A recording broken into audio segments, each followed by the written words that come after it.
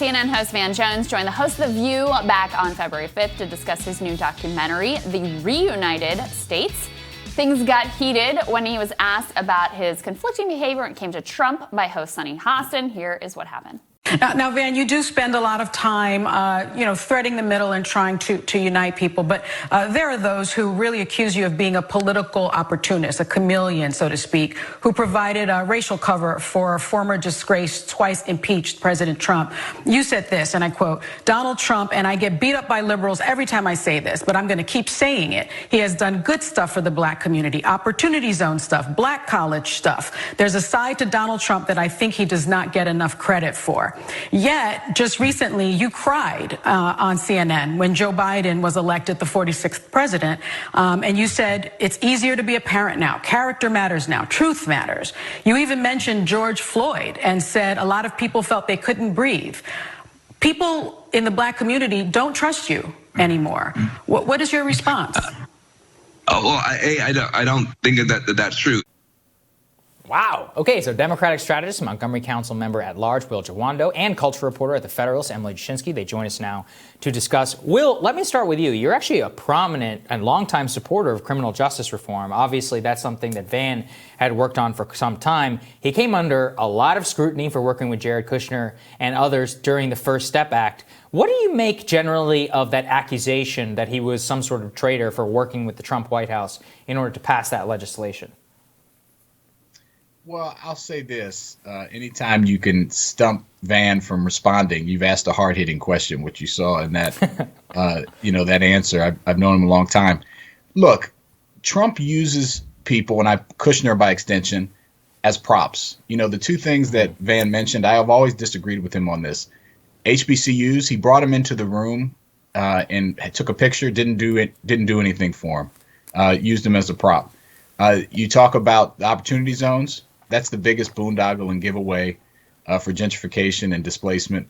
And you're not even seeing real projects that produce affordable housing and help local small businesses for communities of color. So I think it's fair to criticize those things. Whether or not Van has been a traitor or not, I know him personally. I think he cares about the community. I think with the Cut 50 stuff and criminal justice, he was trying to get something done. I don't trust Trump. I think he has a long record of showing you that he's just going to use you and lie to you. They got something modestly done, but I don't have anything to say about him being a traitor or anything like that. I think he's trying to do what he thinks is right. But he should have came to that show ready to answer a hard-hitting question, because those, Sonny and them have done this to other people, and I'm sure they gave him some sort of heads up. Yeah, I mean, Emily, I tend to have a similar view as Will to Van Jones. I have, a relatively sympathetic view of him, and I do think he maybe, was kind of used by the Trump administration, all of that.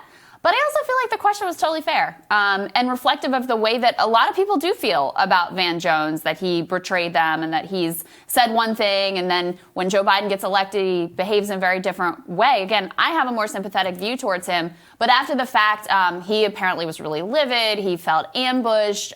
He felt that the question itself was really unfair. And I just don't buy that. I mean, The View has a reputation for going pretty hard with people sometimes. And I think that a lot of people wanted to hear his response ultimately to that question. Yeah, so I think there's some good meat in the question, and I'm all for people on these platforms using them to hold powerful people to account. I have no problem with that whatsoever. But I do think that when Sunny got to that point where she, purported to speak on behalf of the entire black community, it was very clear that there was, some, I would say, malice behind the question or malintent behind the question. And again, that's fine. That's what The View is for, right? Like, they bring their sort of personal issues into their politics, and it makes for a really entertaining show. But it is very funny because there's a way to ask that question much more constructively that actually can elicit a good, productive answer out of Van Jones about why he's chosen to do X, Y, and Z. But instead, he's on a tour promoting the fact that we can't even sort of like talk between ourselves anymore. And you have Sunny Hostin coming in here, and Ana Navarro did the same thing, and just bombarding him with questions that I think are more barricades or barriers to having or facilitating a good conversation than the alternative. So I think they kind of proved his point, but I have no problem with them throwing the questions out there. I think that's the right way to look at it. And it's interesting, Will, because you're, by the way, 100% agree with you on opportunity zones. It's a complete boondoggle, and it's a fugazi if there ever was. It's a giveaway to big developers, basically, is what it is. But the question I have to you there is more conceptual, which is like, you take Trump out of it. I mean, are we normalizing a situation where it's not okay for somebody to work with another in order to get even 15 to 20% of what you want? Because, I mean, look, Obama tried to get the First Step Act done and some sort of criminal justice reform. It didn't happen. Trump administration did do it. I have mixed feelings generally about that. But if you're, as you are, you're a supporter, like, how do you look at that whenever it comes to getting something done in that way? Yes, Trump tried, obviously, to use it for his political benefit, but if you support the legislation or parts of the legislation, then working towards it seems like a goal that is reasonable. Yeah, I think you have to, these are complicated times. Sure, is the problem that we're dealing with in American democracy right now is that we have trouble talking to each other. Senators don't want to watch the impeachment hearing and just see what happened. I mean, that's a problem. That's not good for America. It's not good for democracy. But I think in the case of Trump, someone who is just so amoral, and is the 15% worth the photo op and what he's going to say about you and how he's going to use it to harm the community 90% of the other time? So I think you have to weigh that, and that's a fair question, and I don't know the answer to it. Was there some moderate progress made? Sure, but that's an individual question for Van and for others who would seek to partner with him. Obviously Ice Cube. There's a lot of other people that have fallen into that category, and black celebrities and others. But it is a problem for America. I certainly still believe that we should be talking to each other. I think Trump, as with many things, is kind of in a category all to himself. Yeah, he is. Emily, the other piece of this that you can't, avoid talking about with The View is that a lot of these things are like proxy wars in the ongoing feuds between the various hosts. Yes. And so part of the dynamic here is that Meghan McCain was involved with this film, right? She's partnered with Van on this film.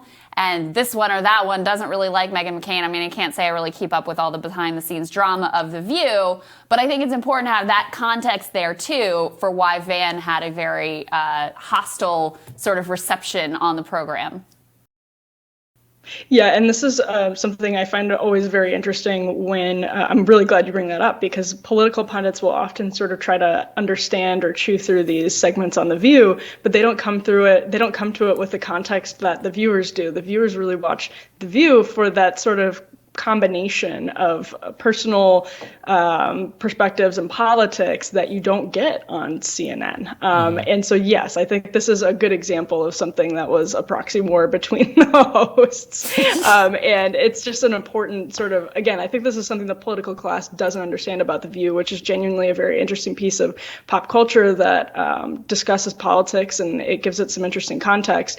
But if you don't understand that, you're missing the sort of point that Sonny and Anna Navarro probably were coming at this from a very particular perspective, and it probably had something to do with Meghan. 100%. You could not pay me enough money to work in that company. I mean, seriously, it seems like it's horrendous to work there, but they do make a lot of money and get a lot of attention and all that stuff. Personally, I live for Joy versus Meghan. So I love big confession. All right, guys, stick with us. More Rising right after this.